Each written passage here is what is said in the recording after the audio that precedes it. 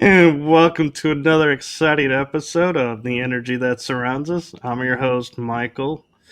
And in full disclosure, I am pulling an audible and not wearing my normal hat right now.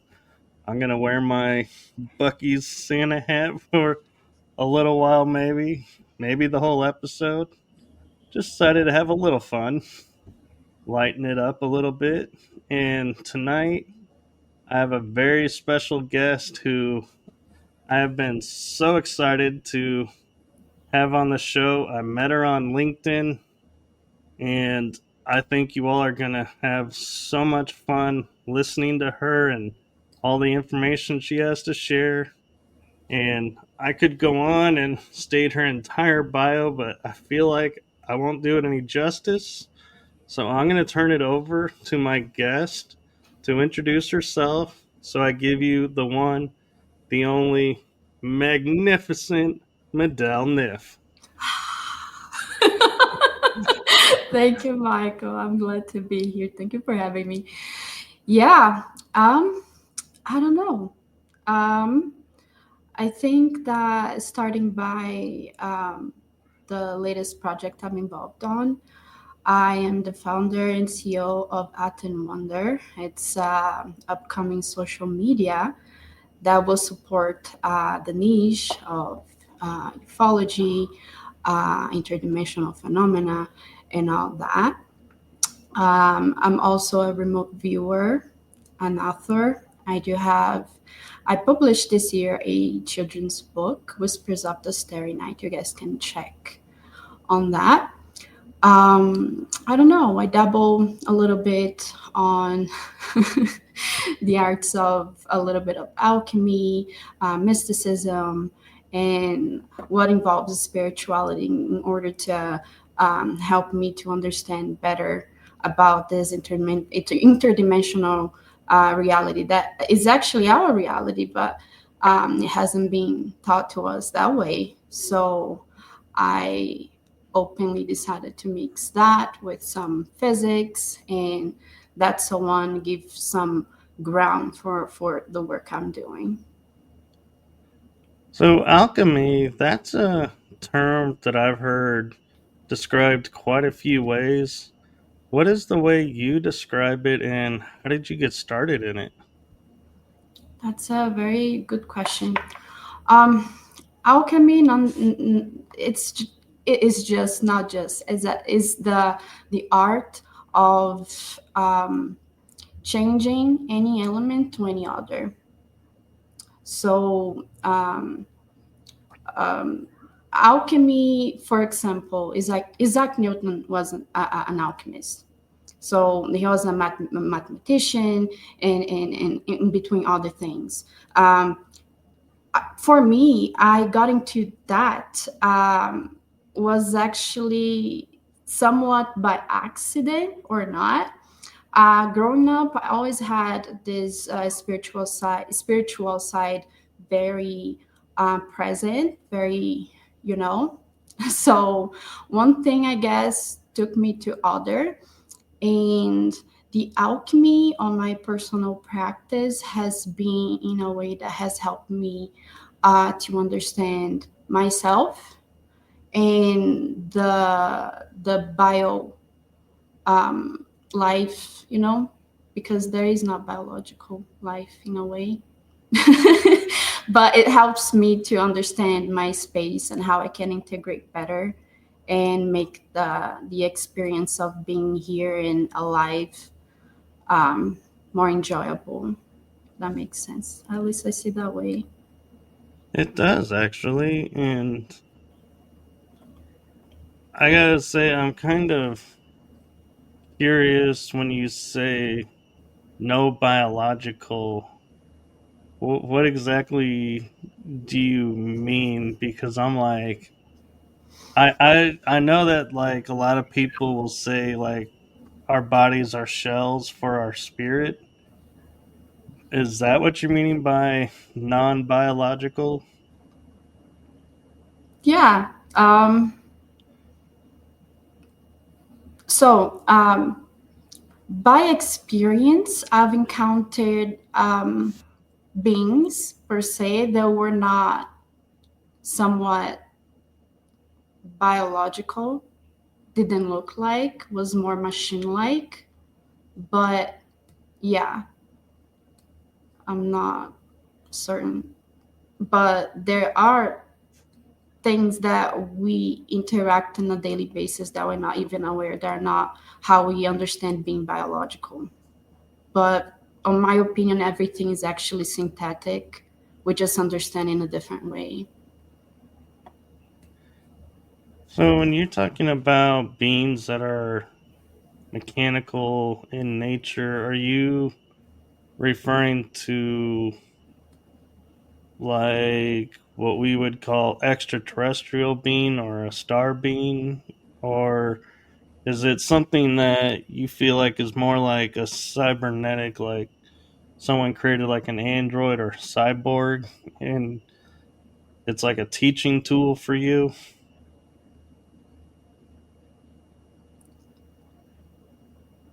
Um, I do not necessarily learn from this being that I've encountered. I just had a experience.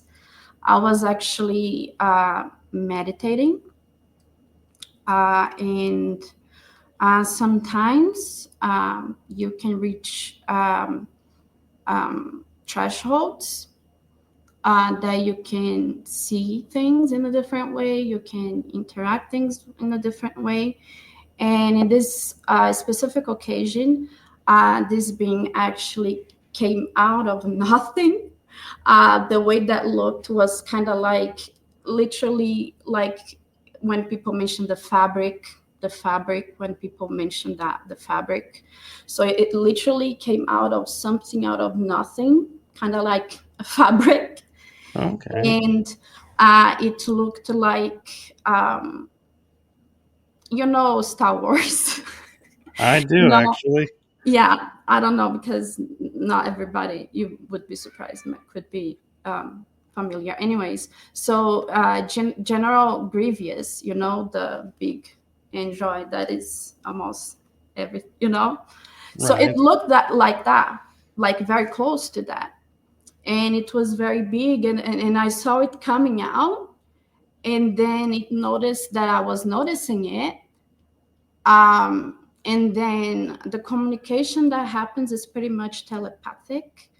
So I asked, like, what is going on? I have this that I don't ask names because I don't know, but I just said, what is going on? And then he said that he was just scanning. And we had an interaction, and it went its merry way. But Well, no, I mean, I feel like that's really interesting and cool that you were able to gain this new perspective from this encounter. And I'm curious if this was the only encounter with other type of beings, or is this something that happens with you on a semi-regular basis or regular basis?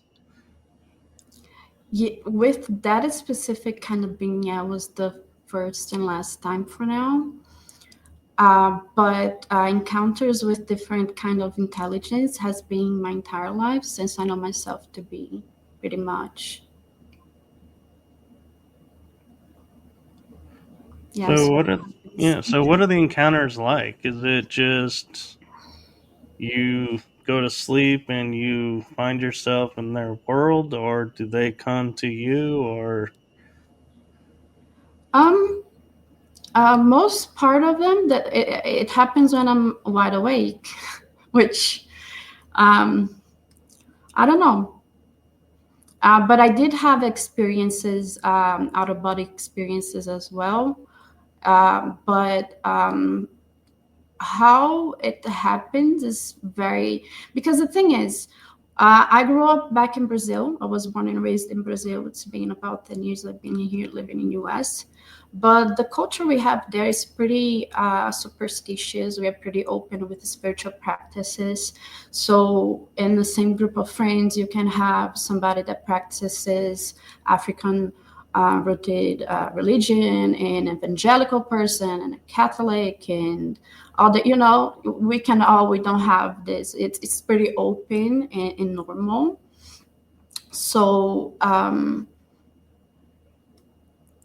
what I what I'm trying to say is that it's been normal for me to perceive that as it was a spiritual experience. I didn't actually knew or understand that it was more interdimensional nature of things the way I see, because everything on how I see is that we all are a derivative of some kind of level of energy. So after I came to understand, especially this past, I don't know, 15 years, and so I've been learning more about that, if that makes sense. It does, and I have to say, when I was reading your bio that you sent me, and you said interdimensional contactee, that's the first time I think I've ever actually seen in a bio that terminology. And so I was like, interdimensional. That has so many questions to it by its own nature. And so my first question around that would be is when you're saying interdimensional, inter normally in science means like inner or close to. So would you say that these dimensions are inner Earth or hollow Earth or here somewhere on our planet? Or how do you describe the interdimensional, where they come from? Interdimensional, for what I understand, there are many levels to it because it depends. It's relative to your point and what is your perceivable reality, and then in dimension to that. Um, Once I've had an experience, um, I still don't know what happened there, but was here where we are, but those beings, they could see everything, our lives and everything, but the density between us and them was different to the point that humans were walking and passing through them, kind of like we understand ghosts and stuff. But they did have their own buildings, they did have their own, um, like we have. But what I was told is that they always knew about us, they always lived with us, but we don't know about them, we don't understand them. But they've been always aware of us, but we haven't been of them.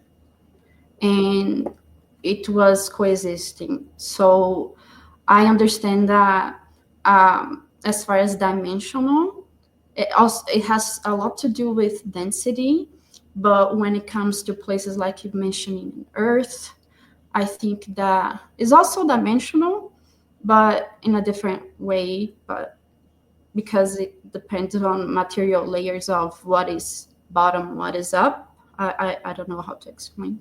I don't know if if you're getting what I'm trying to say. If not, please let me know. I do get it, and I'm curious along those lines of when you hear claims or stories or people share with you like, oh, there was something out of the corner of my eye, I saw something there, but then it disappeared. And I've started coining the term shadow being because I didn't know what else to call it. And hearing your description of being dimensional, could it Exactly. be? That's what I thought too. They do have the whole eye dark. They look pale. The dimension is kind of like, the sepia filter on the phones. It's kind of like without color. It's kind of like shadowy, but it's just a a shadow. Like it's just like a palette of colors, not like colorful. but that's exactly what I thought that was. So, do you feel like they're here to help us and you're able to tune in to where they're at so they work with you versus trying to get other people and going, like, in essence being like holding up a sign that says, hey, we're here, anybody here? I feel that humans, we are going through a rapid um, consciousness evolution that takes us to be more observable to things around us. And technology, I feel that has helped a lot because it helps us to relate and not think that we are just the only case that is, we crazy or something like that. But um, I feel that irrelevant to what I don't think that they have ill intentions. I don't think that no other type of beings they do have ill intentions. I feel that it depends on our interaction because the thing is, you said some people see things on the corner of the eyes or see the shadowy figures and something, but it depends on how open we are to perceive. It's not that they now want to step up and help or do something, but I feel like that us as um, type of beings, we are growing up to the perception of, yeah, we are not the only things here around, if that makes sense. It's more like, I think that's more like we broadening the perception than um, they having to step up to help us in some way, if that makes sense. It does. And coming from a mindset of a paranormal investigator, I have to now wonder when I'm on an investigation and like something moves, is it spirit or is it one of these interdimensional beings that's like, hey, you can see me, you saw me do that, right? And so yeah, it opens up, I think, our awareness, but also it causes, in my opinion, now we have to be even more careful when we're doing stuff because we I feel like we misidentify stuff so much already. But I don't, I would hate to be the person who goes and encounters an interdimensional being and is like, oh, that was just grandpa moving that for you. And he's like, I ain't your grandpa. Wait, why are you calling me their family when I'm something totally else? What's the deal here? And so, yeah, Yeah, that's pretty interesting. Paranormal investigator. Yeah, that's a very interesting. I feel that the thing is, when you're talking about if it's interdimensional, if it's not, um, like again, it's about like that Schrodinger's cat, right? Um, I feel that everything depends on density and frequency, therefore light. And um, judging by the things I've been learning and experiencing, it has to do with the threshold that we have to perceive light. Because if you think about the sun is our star and it's a red light, therefore we are just able to perceive red spectrum light, not blue, if that makes sense. it does. And calling the sun red is just blowing my mind because I always see it as like an orange, yellow, and now it's like a white. And I'm trying to figure out when did it change colors. And I'm like, I don't think I've ever seen a red sun. But the spectrum of warm color, but yeah, I know what it's saying. um yeah, many things about that. And Well, what's interesting too is when I think of the red sun, I can't help but because of television programming, Superman, for example, when he deals with the red sun, it either ages him, I think, or makes him turn his nature to the opposite. And so I'm like, wait a minute.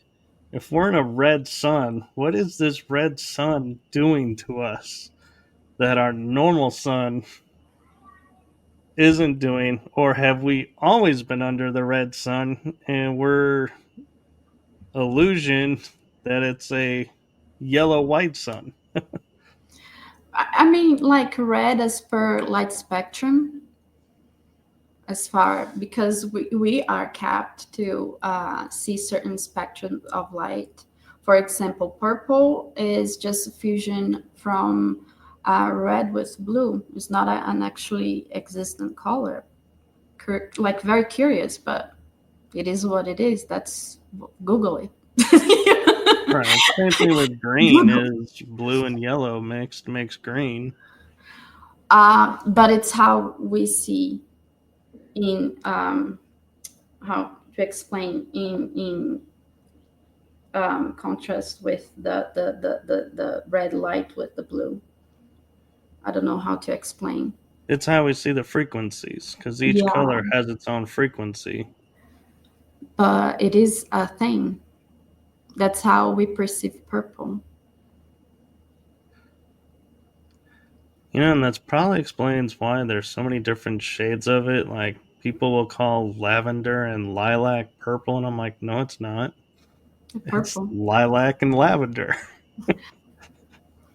right? And there's like the very dark pink magenta. I never know what is magenta. Do you know what is magenta?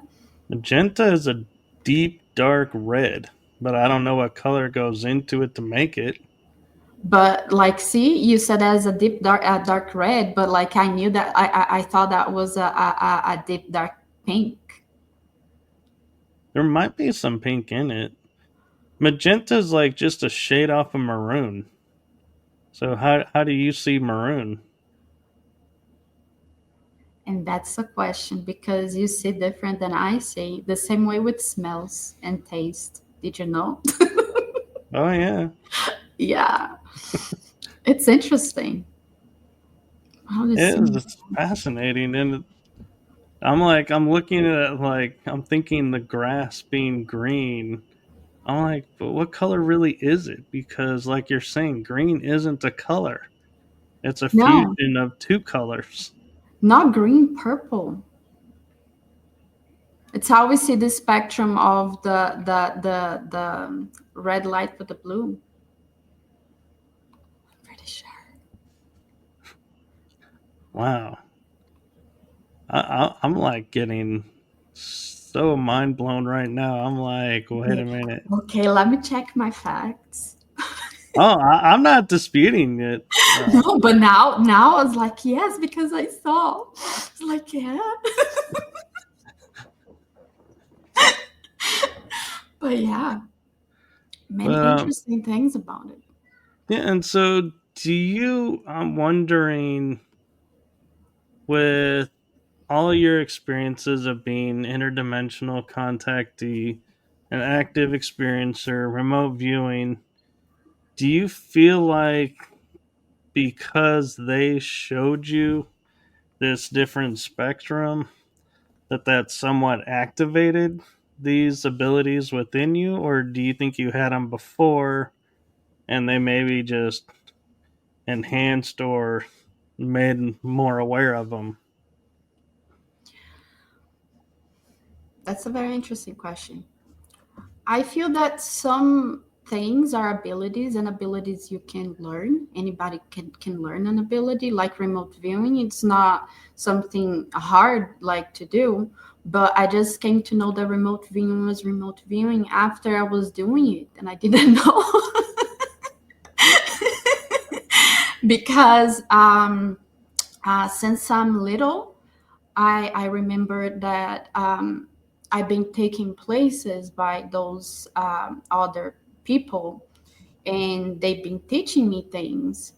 And so I'm not sure if it has to do with the genetics, or it's actually something that I open up myself to, therefore it kind of like activated something. I'm not very sure. So I'm curious with your work. Have you, with everything that goes on, excuse me, they don't want me to ask this question, but I'm going to ask it anyway. Have you come across what like people are calling hybrids, where they have like considered star race qualities mixed with human qualities?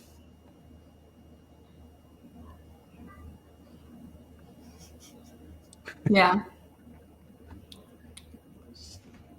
So do you feel like that the interdimensionals may be involved with hybrids and are watching out for them, or do they are they even aware of them,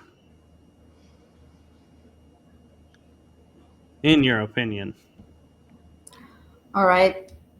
um I feel that if there is, because deep down we all hybrids, but of course that there is a factor for what I know and how I understand, that there are some um, individuals or families that they look over very closely because of the genetic factor, if that makes sense, on the hybridizations and stuff. It does, and I'm curious too if, like, when you say everybody in basically on the planet in one way or another is a hybrid, why what is your opinion around how some choose to, say, activate or awaken their nature as a hybrid versus others who just sit there and say, nope, not a hybrid, don't believe in hybrids? So let me see if I understood your question. So can you repeat that again? If what? Sorry. I'm just curious, in your opinion, working with the interdimensionals and all these beings, when you look at the planet and you're like, you have some hybrids that have awoke, not woke, awakened, let me put it that way, and are saying, yes, I have hybrid abilities or hybrid nature, Yes. versus people who are, no, I'm not a hybrid. There's nothing about me that's a hybrid. Don't call me hybrid. Why do you think some of us awaken and some of us deny or just choose not to?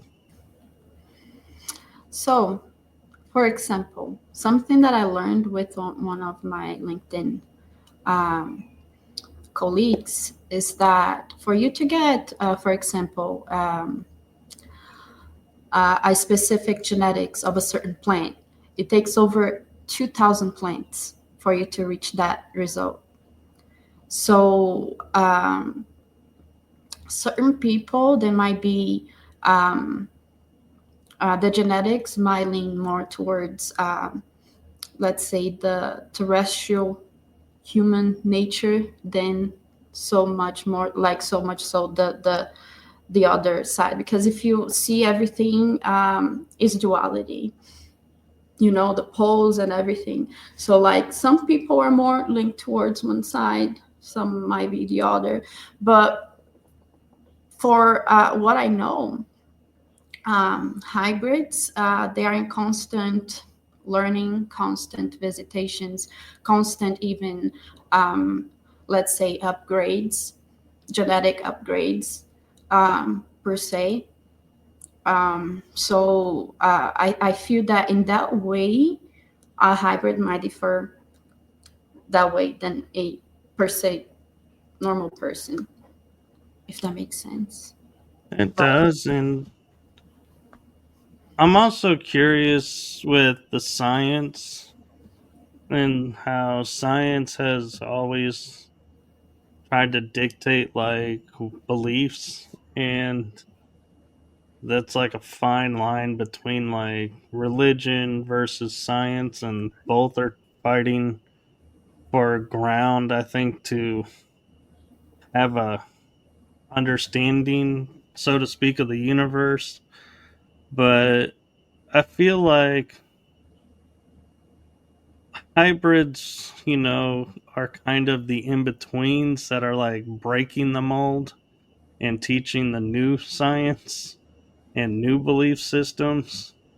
Like you said, the next evolution. So, do you feel like with what's going on right now with mankind that, and I don't mean mankind as in man, I mean as in human esque, that we're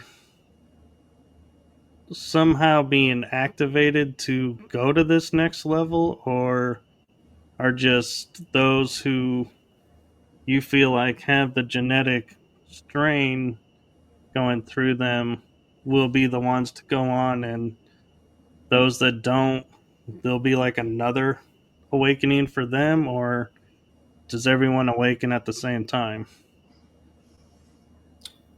that's a very good question. Um, I feel that it's very personal to each person, very redundant, but it is what it is. The human nature is very competitive and behaves in a way that needs to be in group. So I do understand that some people might feel sometimes, or I'm even in or I'm even out. I don't want to be behind, or, I want to keep.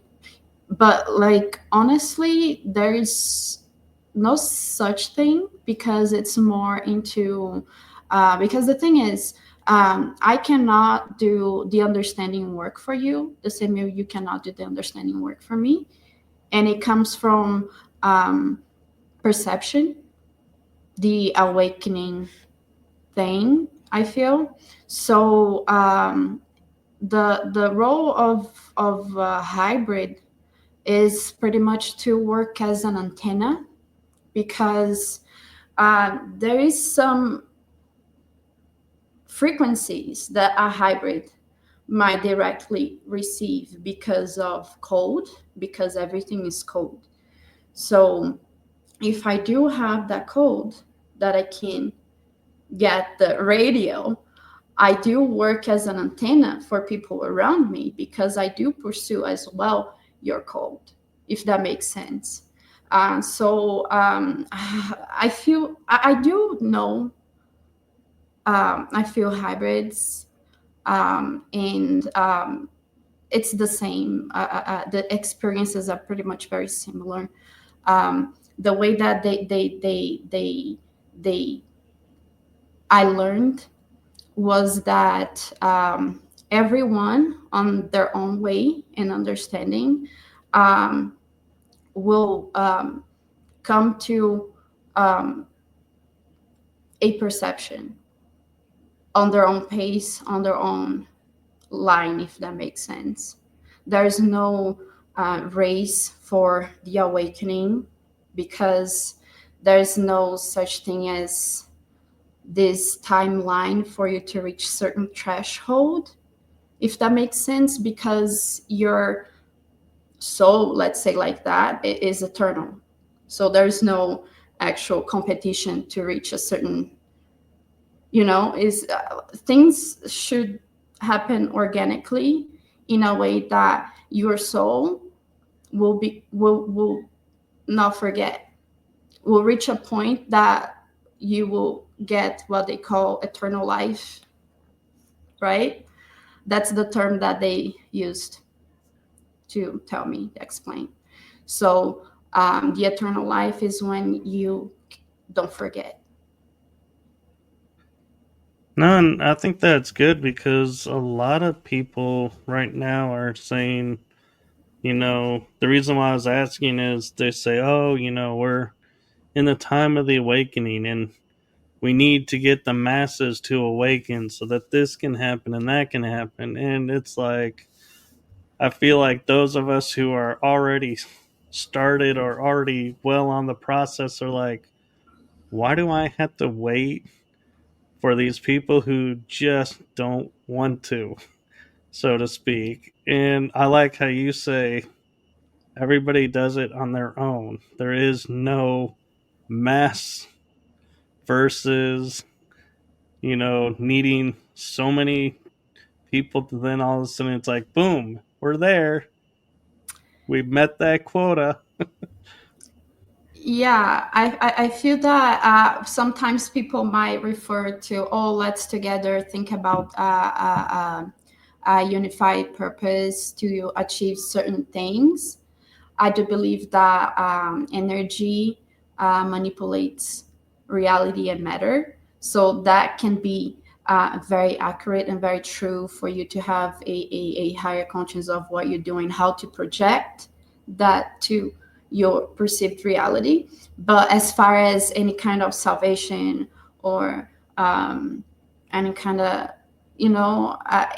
anyone will reach eventually on their own pace.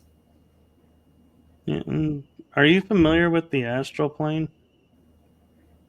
Somewhat, but what do you mean by, what is your understanding of astral plane?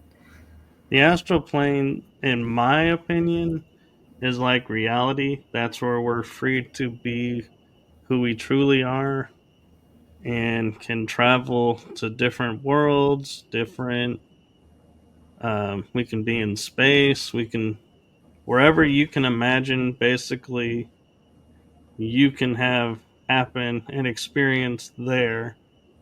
And here, I view as this is where we come to where we're like trying to learn how to let go of limiting factors or limiting beliefs and to refine our true selves so that when we're out there, we're not carrying all of the ideals of earth style living.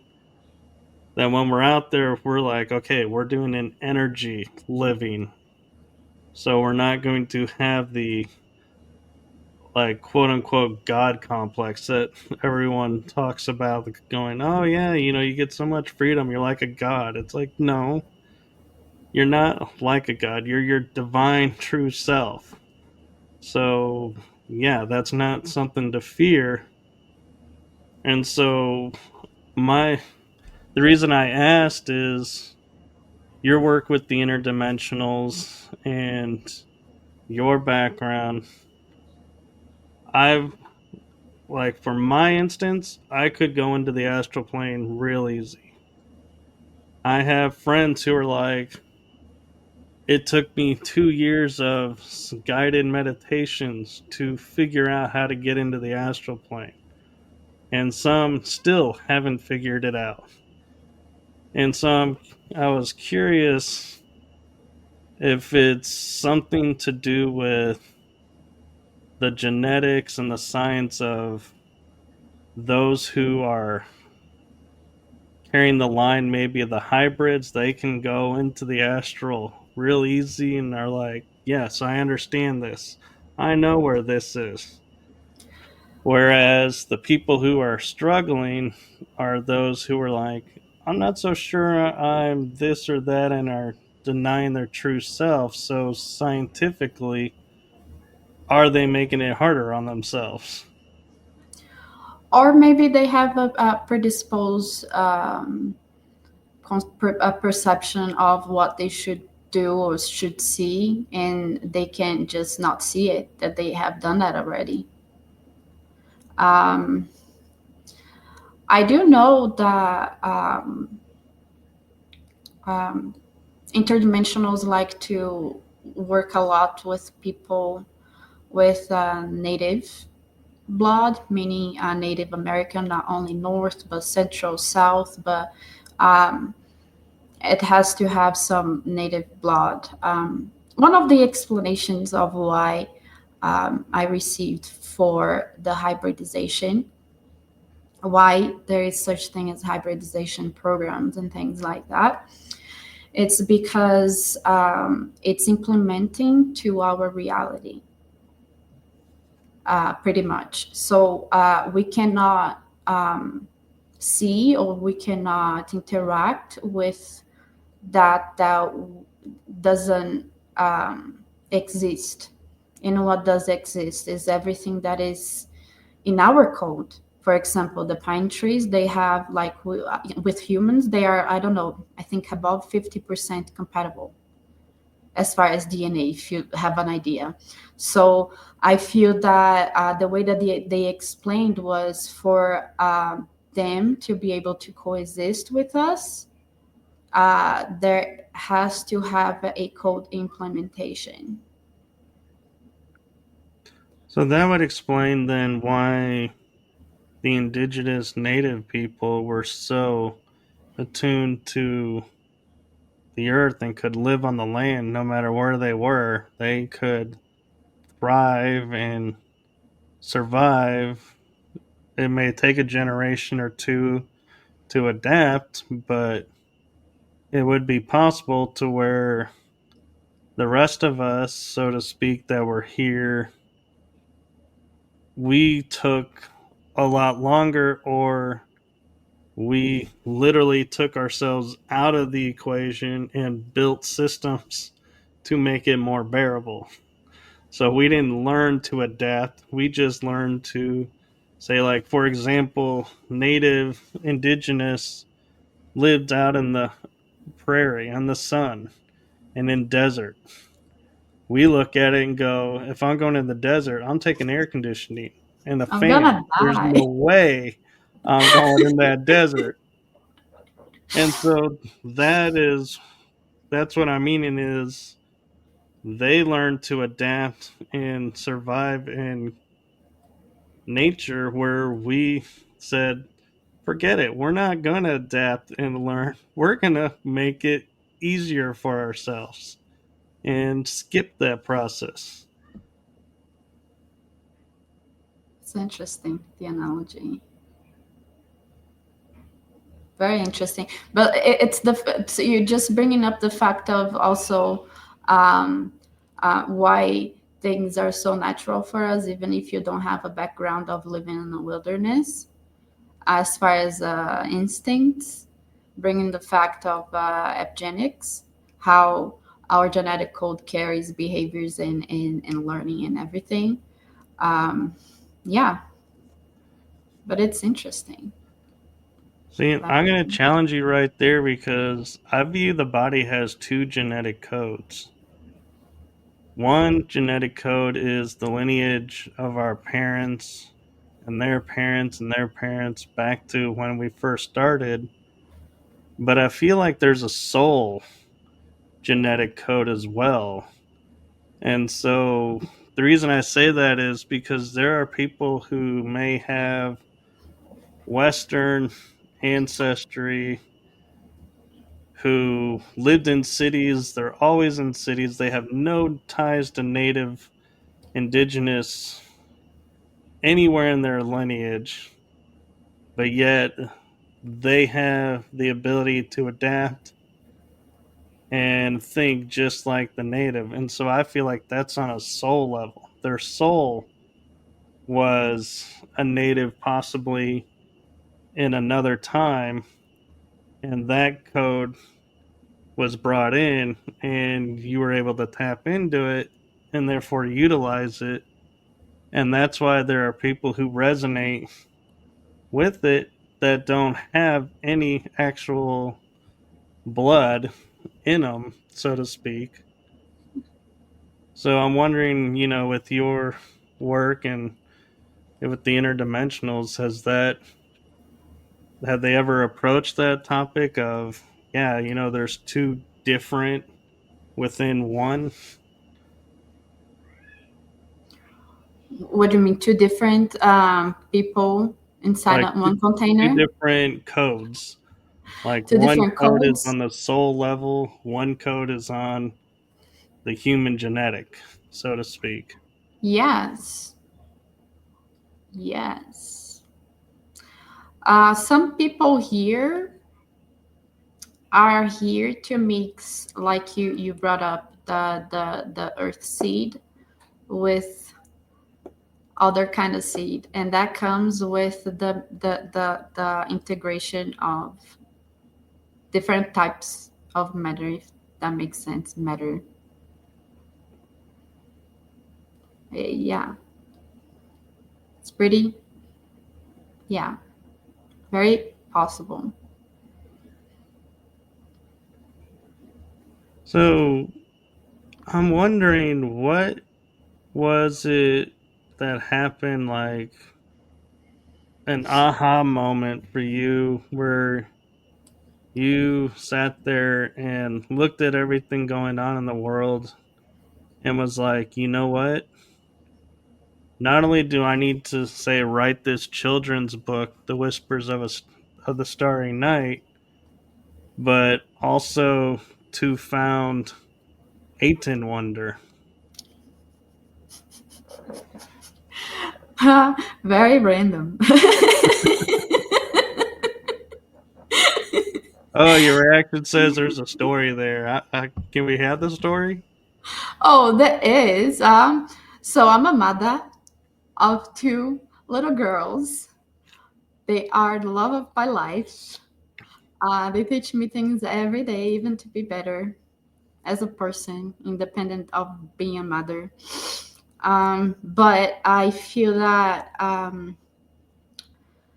the way that humans were brought out and were conditioned to believe is that we need to externalize things that are innate to be internal, um, such as the curiosity to know ourselves and how interdimensional we can be once we focus our awareness to get to know who we are.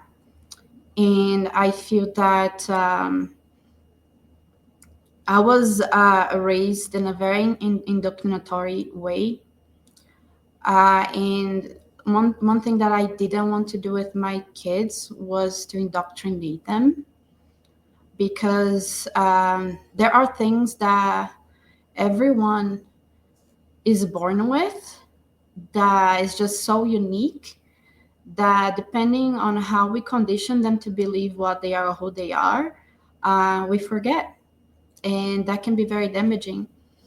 So I even get a little bit emotional, but I feel that it's important to have children getting a base of to look for who they are.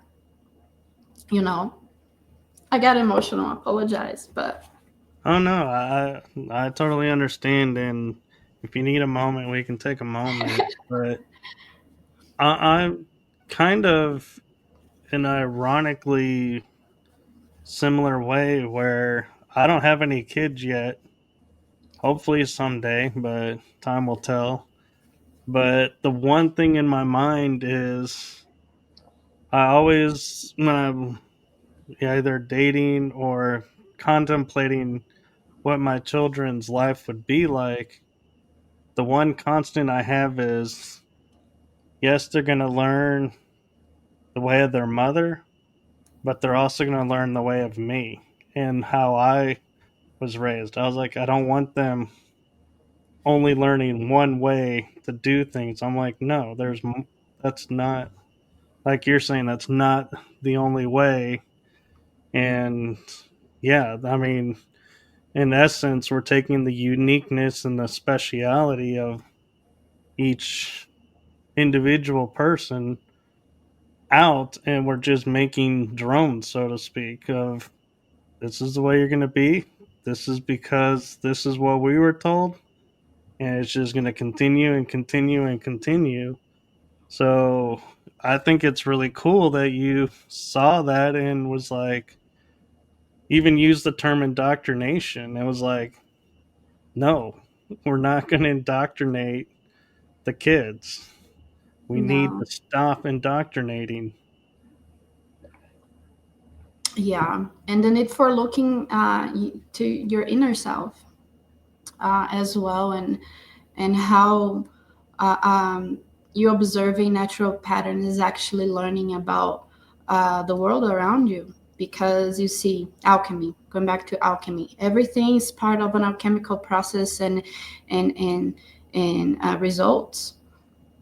So is life, so is understanding, so is everything.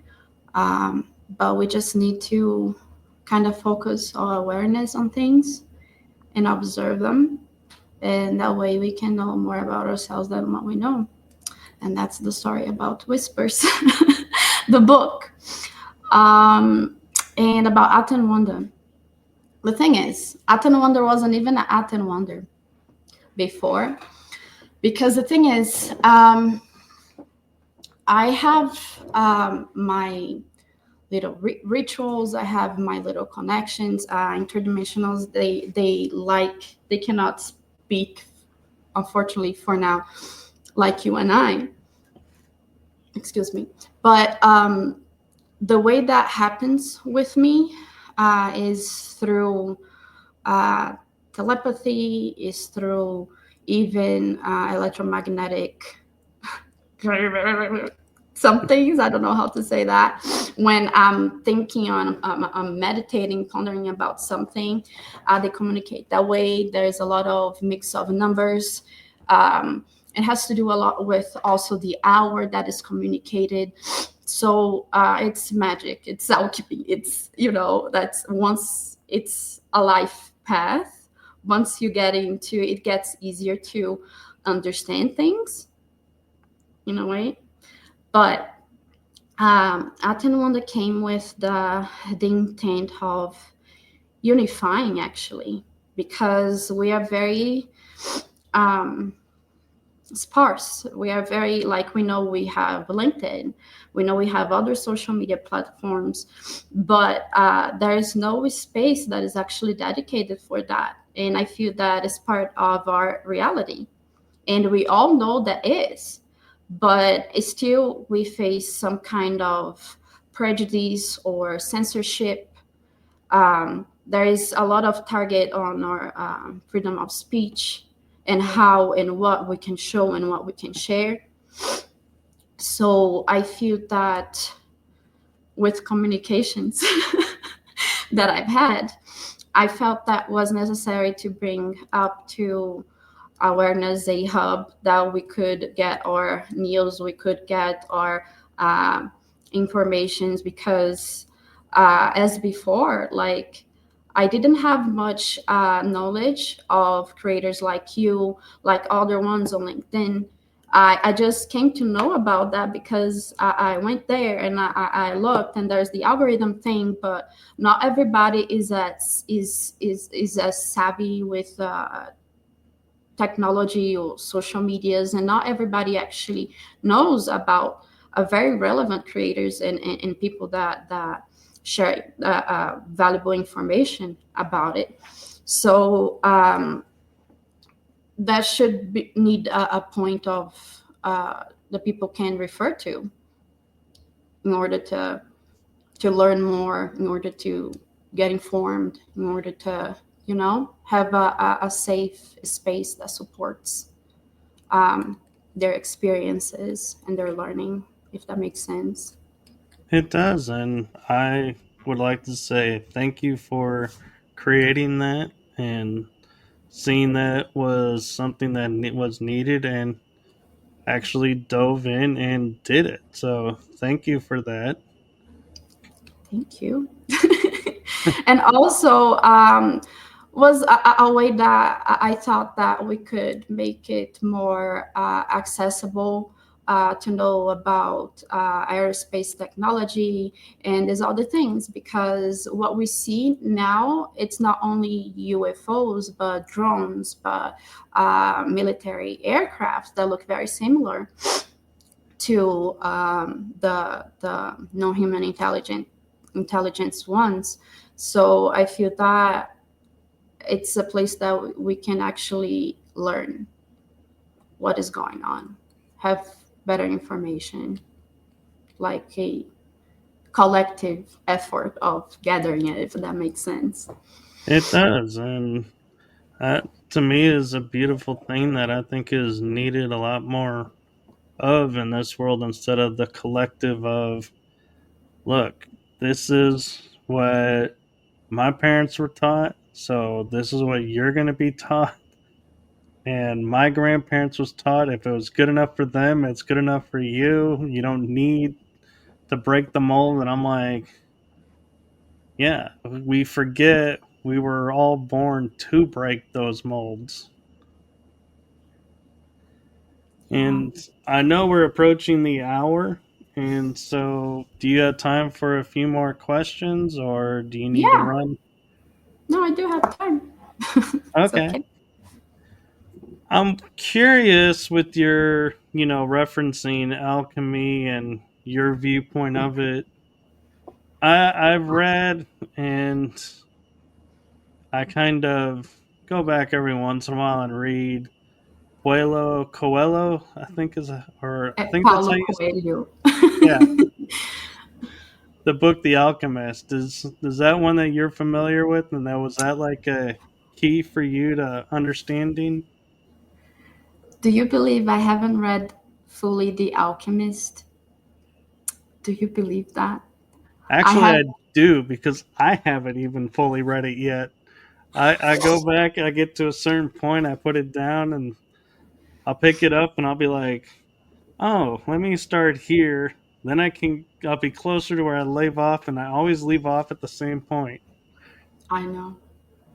I know. I totally feel it. I from the same author Paulo Coelho. I've read my favorite book is actually Brida. Brida. It's about a girl that seeks for a mentor, and she goes into her inner work, and it's a awesome, awesome, awesome book. I totally recommend from him. And also, which one? Veronica Decides to Die is a good book too. It brings a lot of perspective. The end, she doesn't, spoiler, but the conclusion that she takes from the beginning of she observing her life and the around of where she lives to the actual realization that she doesn't. It's just like it's very. I like Paulo Coelho because he writes in a way that makes you think. Right? Because yeah, I remember reading like the beginning and being like, "Oh, this is going to be such an interesting story of how he's going to get to this metal and then transform this metal into another metal," and then you're like, "Wait, there's no metals in this book. It's all introspective. Wait a minute, hold up." And it's like before you realize it, you're like, "Man, the seed has been planted," and it's like, "Yep, it's there." I think that was one of the brilliant ways of his writing was he plants the seed without you even realizing there's a seed being planted. Yeah, and that's the process of alchemy that you can turn any metal into another one. And some might even say the elixir of life or the philosopher's stone, or you know, there are many cool things about alchemy. Um, yeah, between matter and persist spirit, that's it's very interesting, and that's where we find magic. We found like in the early days was the medicine women, the that was the real alchemist, because it's also part alchemy for you to be able to transform metals yourself, to heal. So it's all around the like I say, the alchemical processes of all things and how they actually integrate with each other to Right. form something else. And I feel like the way that society and the powers that be that wanted to keep that from us were constantly drilling into us alchemy is simply when you change lead into gold. And so you're like, okay, so I changed lead into gold. Okay, that's alchemy. Well, that's, you know, I don't want to make lead into gold. So you don't think about alchemy anymore. And it's like, until you truly understand, wait a minute, alchemy is not limited to that, then all of a sudden your mind goes, wait a minute, now I understand why I do what I do and can change why I'm doing what I'm doing.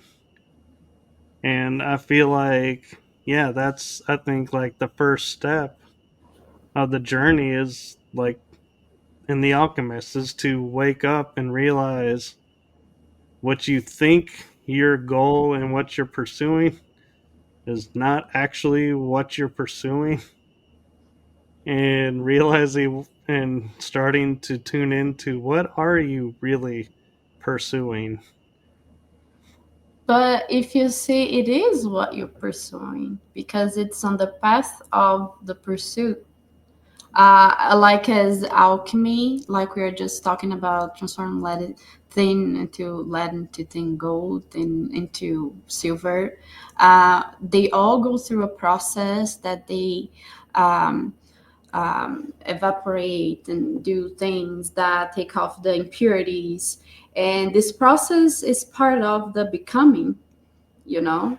So, yeah, it's just to the famous letting go, I think, part of the famous letting go that people talk so much about.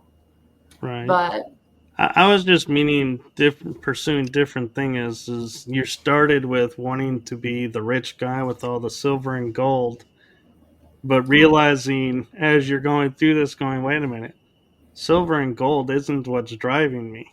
This is what's driving me. This is what I'm really pursuing. And so that's what I meant by finding out what you were pursuing isn't what you were actually pursuing.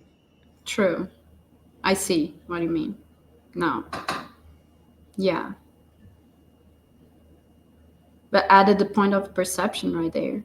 Exactly. Our perception has is a skill that we were taught, but under our generations we were indoctrinated. This is how you're going to perceive this. Like we were saying, the sun, seeing it as one spectrum when it's another spectrum. We're taught and drained and drilled into us, sky is blue, grass is green, the shirt you're wearing is red, I'm wearing blue.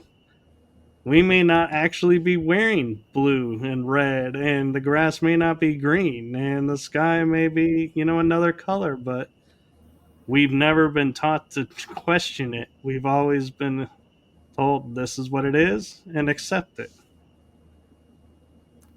Yes, yes.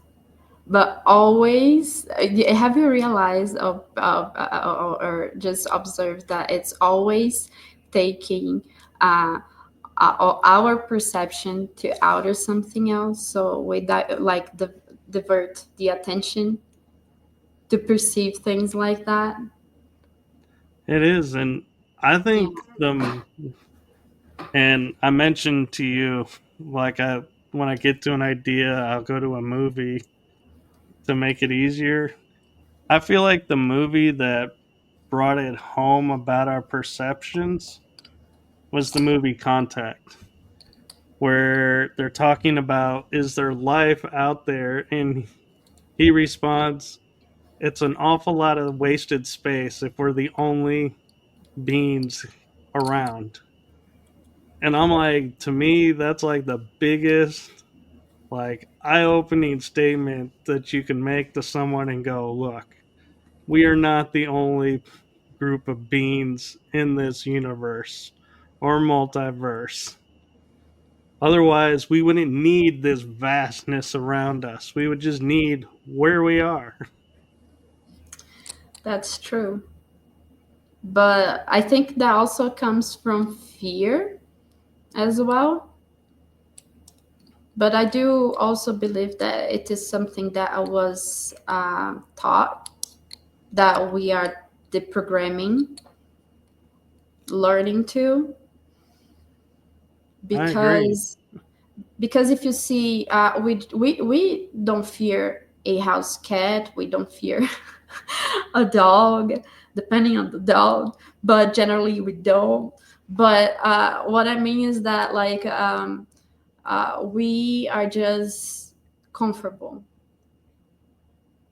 um, and the normal of everything, even order of things, is not rest, is rest and movement. And that's how the quote, that's how we know that the God exists, like, quote type thing. But I feel that as we deprogram the concept of living by depending on the external stimuli of fear to perceive something or to act on something, I think that as we um, focus more inner and getting to know ourselves, we see that things have been around all over for more time than what we imagine. Um, it's about truly about perception. It And is. And I go ahead. Sorry. oh, I didn't mean to cut you off. I'm sorry. No, no, go ahead. Sorry. I was just saying, with perception, I mean, we can look at, I mean, we think UFOs are a modern discovery to say, look, there's discs in our skies.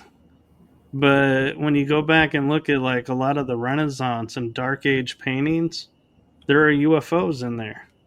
But we've never noticed them until we had the modern concept of UFO or UAP. And now we look at it and go, wait a minute, there's an image right there. But this was painted in the 1700s or 1600s. How did I never see that before? And I had a great teacher tell the story. If you were to take a group of, say, 12 people and you walk outside because you hear a noise, four people believe in UFOs and see this UFO hovering in the parking lot and just taking in all the beauty and wonder of that. Four are on the fence. They're like, it's possible, but I won't believe it till I see it. So they see a fuzzy object. Can't quite make it out, but they're like, there's something there. Don't really know what it is. And then you have four that are like, UFOs don't exist. Y'all are just need to be committed. You're whacked in the brain. And they see absolutely nothing. Who are the right ones? Well, they're all right because they're all viewing through their perceptors. And so that's why we have been, I think, as a civilization, they've always been there, but we never had a way of describing them. So they've never been described That's until so now. true. That's true. Because you see, in biblical context, they call the chariot of fire. Other scripts they call the chariot of God, of the gods, Mm-hmm. or something like that. The ball of fire, um, and many, many, many, many other things. But they always been here. They Right. always been. And in ancient stories, you hear of so and so was riding a chariot through the sky. Well, they weren't actually riding a chariot. That's the term they knew to describe a vehicle back then. Exactly. And the fact that it's in the sky says this was a ship. this person is in a ship. But people want to go and say, oh, this was a holy chariot that could fly. I'm like, well, I guess if that's how you want to describe it, that's fine. But I mean, they're both the same thing. It's a kind of a technicality there that I guess some people feel more comfortable with the thought of it's a earthly creation that's heavenly flying instead of from somewhere else.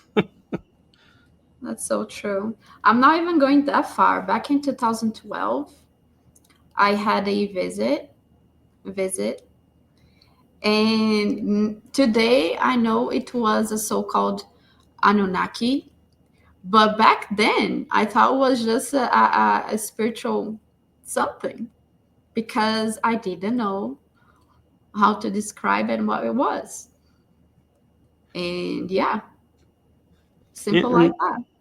and the amazing thing is, we kind of look at ourselves now like we're so proud and going, yeah, I can describe it. It was this or this.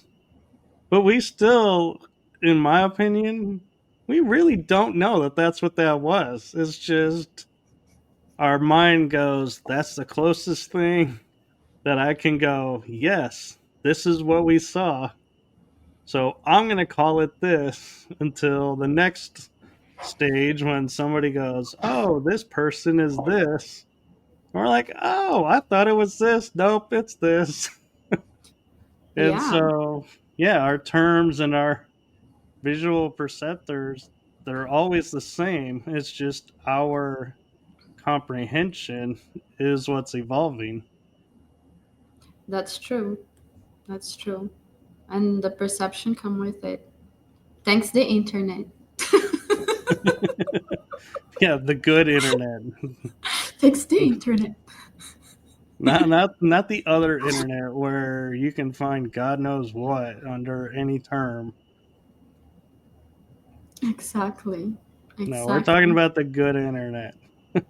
But if you see, talking about how to describe things and how long, like we knew about those things and how long things are happening. So people talk about. I was actually reading a little bit.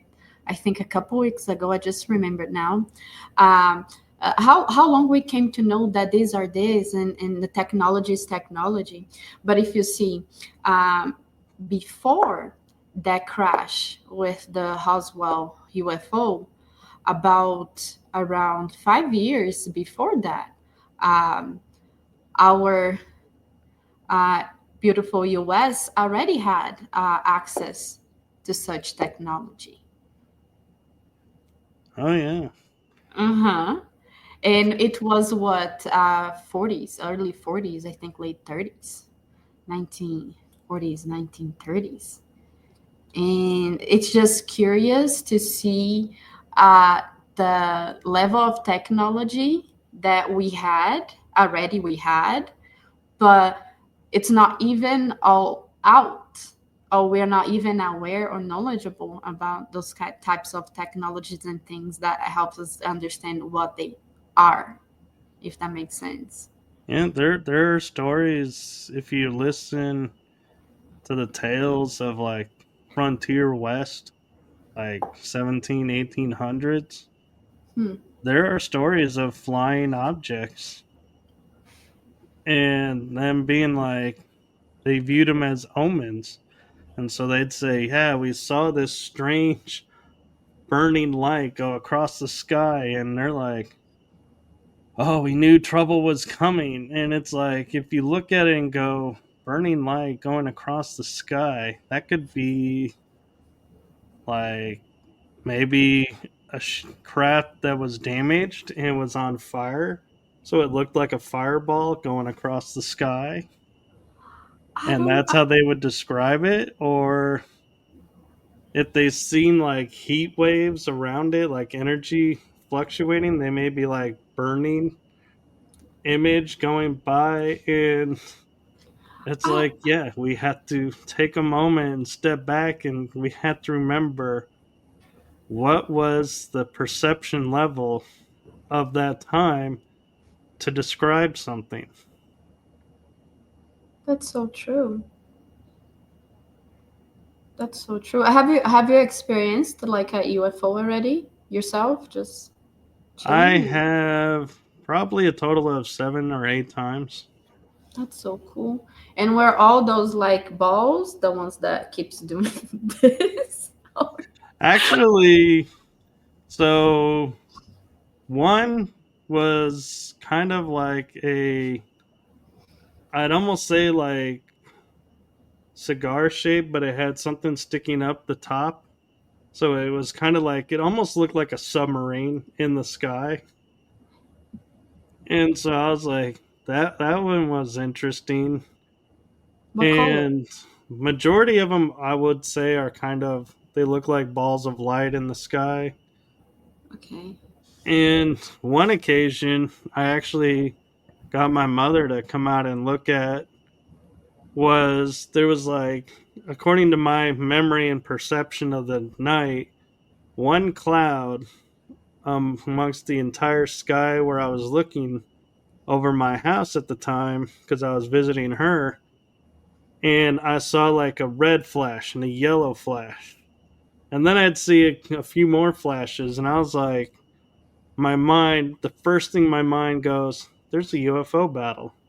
There's a space battle being fought right over my house over there, because I mean it was pure silence. And it's not ball lightning because ball lightning is the same color and it's like But what moves they around do and everything. But is just these like look like impacts. It for looked real? like if you look at a science fiction movie where you see like the laser hits like the shield and it creates this like burst. That's what it would look like, is that color burst every few seconds in random places. And I'm like, there's no Wow. sound. There's these No, random looking lights. That looks like a battle. That's what my mind filtered to. and you didn't even have a phone at the time, It was did in you? my pocket. I know. Yeah. I do the I'm like, same thing. perfect moment to film something. And it's like, But you're so present that you yeah. don't bother. That it doesn't matter for any other person to validate. I feel. I know how that is. So the Yeah. last two times that I've seen them, I actually have taken my phone out and taken like, I use my paranormal investigator skill because we always take 3 photos to say, okay, there's a speck in this photo. It's in the same spot in the photo before, same photo after. That's just a lens spot or just reflection, something. Okay. But if it's like the middle photo has something in the top, but it's not in the other two pictures, we're like, oh, we have evidence of something because it's not in the other photos that were taken at the same time. So it's like, I do that when I take pictures of the what I think is a UFO in the sky. I'm like, 3 photos. I have a question. In your opinion, as you used to investigate, because I'm very clueless. For example, last night I had those which people are seeing more frequently, those that just the lights that goes woo, woo, like on the sky, just Right. goes. Last night I had a few and static ones, but like, is it, in your opinion, is it better for you to video and then take screenshots or like take the frame that something happened, or pictures, something different between pictures and videos about capturing this kind of phenomenon?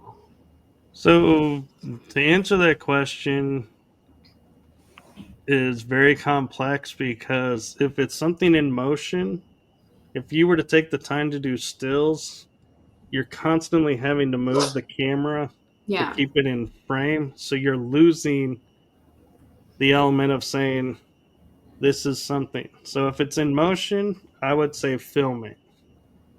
Mm-hmm. And you can pause, look at the video later, but try and figure out what's what. But if it's a stationary object in the sky, I would take photos first. And if you get the feeling like, is this moving ever so slightly or is it altering? Then I would say take a short little video and look at the video and see, like, is it a circle? Does it become a square? Does it become a straight line? Does it actually move in space? Because in reality, even if you're moving your phone because you're not totally perfectly still, you're not going to interfere with that circle to make it a straight line. There's no amount of you fidgeting with that camera to have it morph into that. Yeah, So that to makes me, sense. that's the why I would say if you feel like you're seeing that, take a video as well, because then you can get the video camera to say, yes, you are seeing what you're seeing, or nope, I thought I was seeing it. My mind was playing a trick on me. Oh well, but it's still a UFO in the pictures because the object, I never moved the camera, but the object moved ever so slightly. So, yeah, and so it really depends on what the object's doing and what your focus of what you're wanting to see is. That makes sense. That makes sense. Perception. Perception. Yeah, that the perception. I don't know Hi. because sometimes I don't know technology because sometimes pictures do something different with the image. I don't Oh no, know. I know. I was just thinking in my head. I've been seeing on TikTok the Muppets skit with Kermit going into Sandra Bullock's office and going, "There's something strange that happens whenever I say this word," and he goes, "What? Phenomena." And all of a sudden, these critters come out making this like song, and he's like, "They only come out when they do that." And she's like, "Can I try?" Yeah. So she does it, and they come out. And so when I go, perception, it's like my mind was going, "Yeah, we're gonna make this the new phenomena of TikTok." Except we're gonna make it the word perception. Wow. Yeah, they're bringing it up. Like there's a name for that. Predictive programming. Yeah, I don't know. Maybe. and But the yeah. mind trap about it is, to me, when it comes to predictive programming, is you think you're breaking free because you know that's what's happening, and so you're like, yeah, they can't fool me, they can't program me. But yeah, that Okay. response is another predictive program, and it's like there's so many programs built on top of each other. So like it makes us wonder, how will we ever know we're truly free of the programming? We never, because there's always a conditioning behavior that we have and we don't know. For I was going to say something, it ran away from my brain right now. Well, this might help jog your memory, is because when you're saying that, the movie Matrix in the trilogy, remember when he's talking about, well, who governs the programs? And she goes, see the birds, there's a program governing them. The trees had their own program. The programs that are doing their job, you don't ever know about. The ones that are damaged and need work are the ones you know about. So to me, it's like Yep. we're always going to be programmed, Yeah. but the less we know about being programmed, the more we're Programming. Yeah. rightly being learning. It is even the whole movement of the awakening and everything. There's a lot of that is dispersion that I'm aware of that I can see definitely through.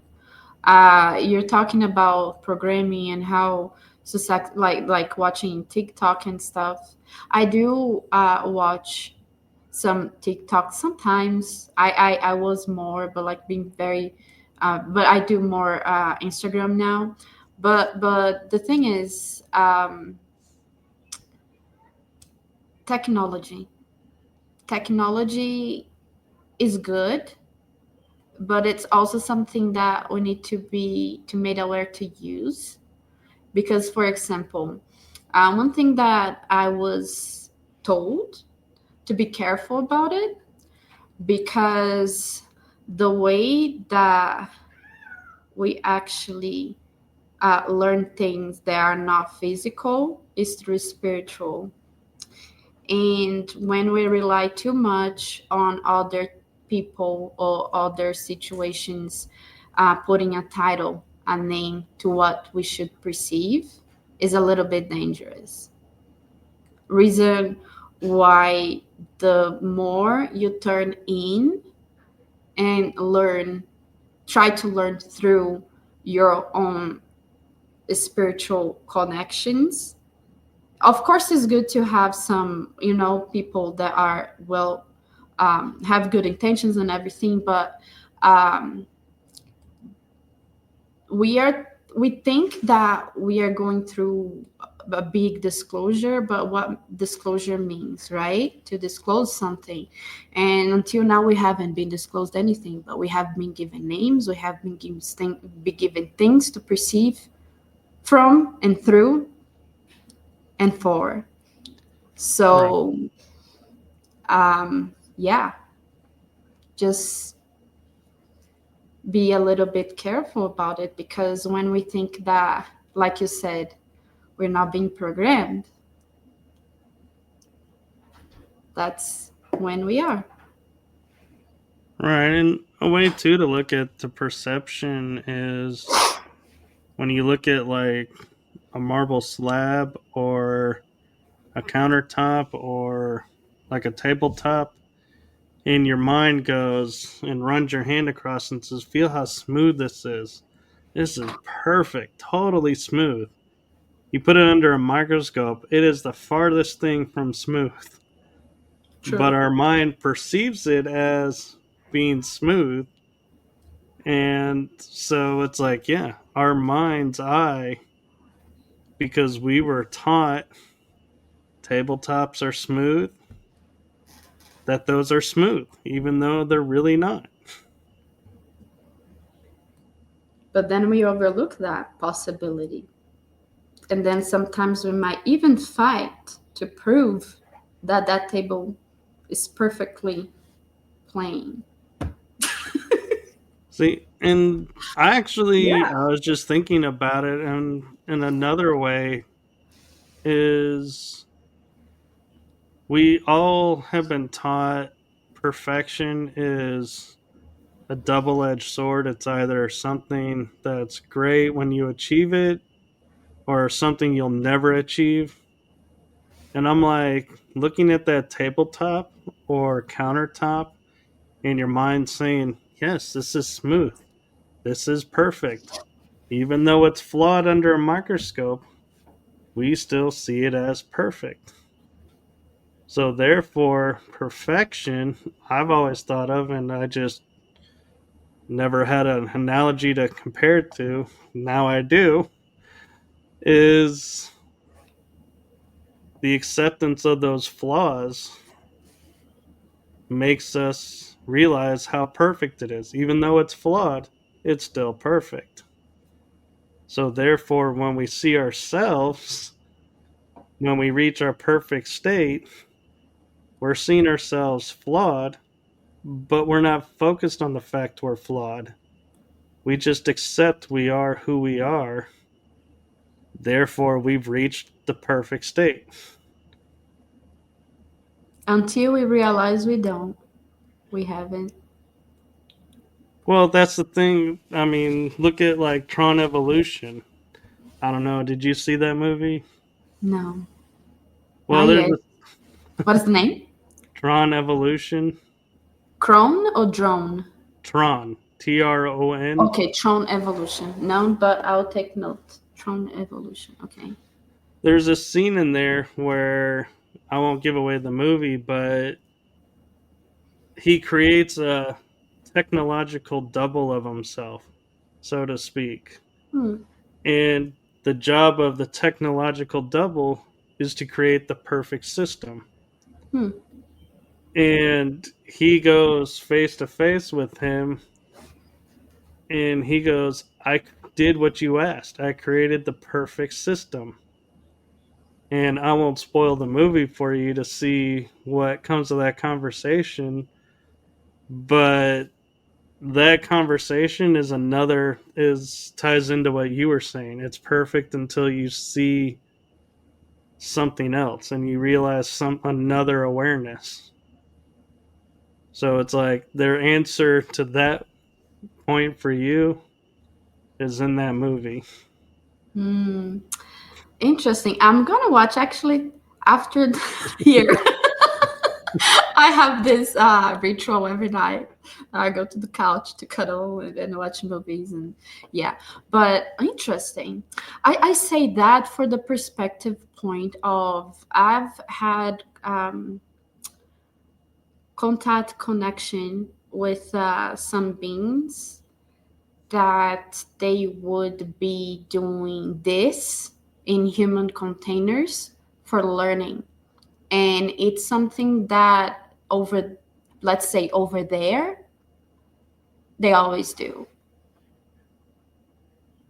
So for example, we perceive higher level density beings as perfect, but it's just a bracket reached. It's not that they are that perfect, even though, because they, one of the things that I learned with them is like to learn from the smallest and simple things. And one of the reasons that they go to lower level realities, let's say low level density realities, to go through a life experience is to learn from it, even though they are in a density level that that is technically not like ours, but they do that too. Sometimes rehabilitation, sometimes for learning, sometimes, yeah, experiences. It's, Very cool. yeah, Well, we've actually gone a little bit over the hour and a half. So, yeah. where can people find you? Um, People can find me on Instagram. It's at Madel Niff, my name. LinkedIn as well. Soon on Hat and Wonder. It's soon to be launched. But yeah, on those places. Very cool. And I'm just putting that in the chat room because I found your LinkedIn and I found um, your website. So I put those in the description, but I didn't. Somehow I missed finding your uh, Instagram. So I wanted to make sure I got that out. Yeah, it's And just the at. I apologize. It's just the at and my first and last name. yeah, there we go. So, last question of the night. My favorite question to ask people, my guests, from your life's experiences from birth to now, doesn't have to relate to what we talked about. What's a golden nugget you would like to share with the audience?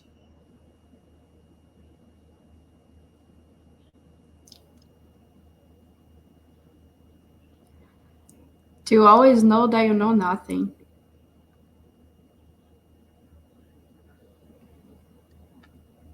That's actually a really good one. And um, it just helps you to put yourself in your place, to the point that even, like I said, with the experiences I'm fortunate to have right now, it's very fortunate, but before it was difficult, very fearful. But um, There's no higher level, 10 level, 11 level that you can reach here. Anything. There's no such thing as ascended masters or anything. If you're ascended master, you're not here. So know that you know nothing. No, that I makes I don't sense. know nothing. Yeah, that makes sense because I like to tell people when they first go in an investigation, I'm like, you have to go in completely open, protected but open, because if you go in and think, okay, I'm going to see something move, and you'll hear something, you're going to dismiss hearing something because you're like, nope, it's going to look like something moving.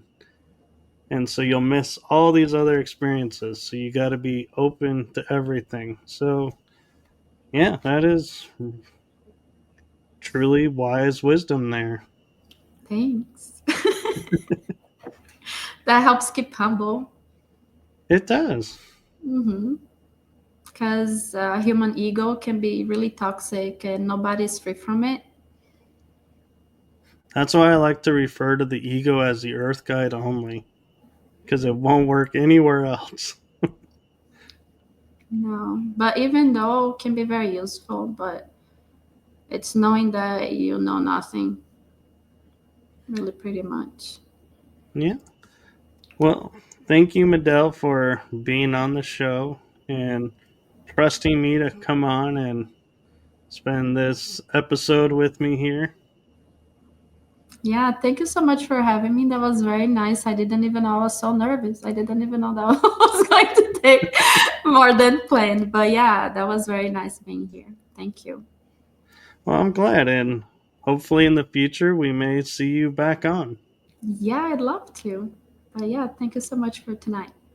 Yes, thank you, and thank you to everyone who's watching and who will watch in the replays. So, as I usually end, I'm just going to say good night, good day, good afternoon, good morning, wherever you are. And when you wake up, check out this episode. Medell is so worth checking out and hearing her stories. Yeah, just a few, but you're very nice to talk with too. I Well, like your thank you. shows. Thank you. I appreciate that. I try my best. But yeah, thank you. All right. Good night, everyone. No.